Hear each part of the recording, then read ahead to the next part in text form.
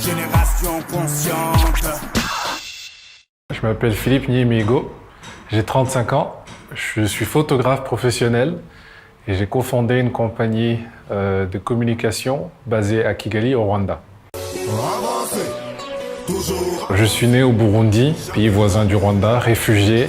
C'est là où j'ai passé, je dirais, mes 11 premières années d'enfance.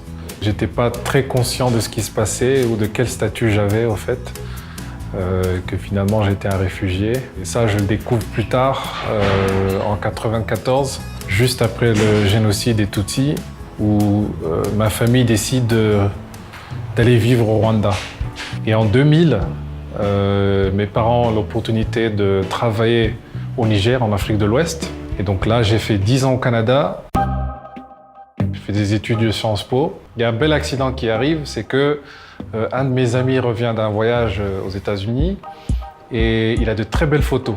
Et je me demande comment est-ce qu'il a eu cette photo. On discute et il me dit « tu as besoin d'un appareil ». C'est à ce moment-là que je tombe immédiatement amoureux de la photographie. Il a été assez gentil et humble, c'est qu'il m'a prêté son appareil. Et un peu plus tard, j'ai aussi une amie qui commence une agence de publication et qui a un magazine à Toronto.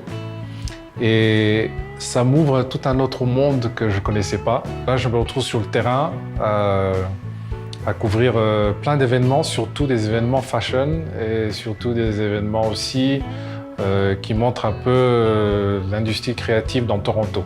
Il y a une fierté qu'on sent dans chaque jeune et on sent beaucoup de possibilités aussi.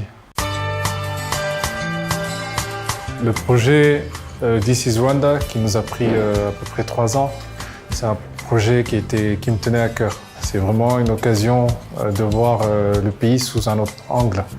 Et avec ce souhait de redécouvrir, j'espère qu'à travers ce livre, on a pu montrer une image d'un pays en mouvement qui change et qui renaît. Pour ma petite fille qui a 2 ans, donc c'est aussi montrer un peu l'histoire de son pays. Une génération consciente, pour moi, c'est une génération qui est active. Il se passe tellement beaucoup de choses, il y a beaucoup de changements positifs, que ce soit au Rwanda ou sur le continent, que c'est une génération qui est active, qui ne laisse rien les décourager. Pour une jeunesse qui se demande est-ce que je reste ou je m'en vais, suivez votre cœur, suivez une petite voix en vous. Il y a peut-être une raison, mais sachez que le continent, il est en mouvement. Mon message pour la jeunesse africaine, c'est le moment, c'est maintenant. C'est un continent jeune qui se met à bouger. Ne ratez pas ce rendez-vous.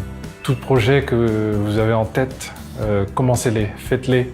Il n'y a pas meilleur moment. Donc le moment, c'est maintenant.